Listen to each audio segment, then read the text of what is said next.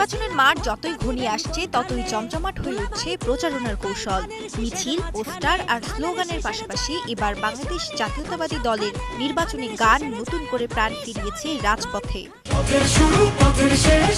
দলীয় থিম সংগুলো কখনো শোনা যাচ্ছে প্রচারণার ট্রাকে, কখনো পথসভায়। এসব গান শুধু প্রচারণার অংশ নয়, দলীয় সমর্থকদের মতে থিম সং ভোটারদের মনোযোগ ধরে রাখতে কার্যকর ভূমিকা রাখছে।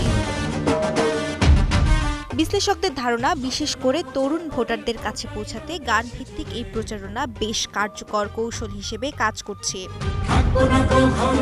শুধু রাজপথেই নয়, সামাজিক যোগাযোগ মাধ্যমেও নির্বাচনী গানগুলো তৈরি করছে নতুন ট্রেন্ড। অনেক জায়গায় সমর্থকেরা তৈরি করেছেন গানগুলোর রিমিক্স ভার্সন, যা দ্রুত ছড়িয়ে পড়ছে অনলাইনে। গানের কথাই উঠে আসছে গণতন্ত্র, ভোটাধিকার ও পরিবর্তনের প্রত্যাশা। দীর্ঘদিন পর গান নির্ভর এমন প্রচারণায় উজ্জীবিত নেতাকর্মীরাও।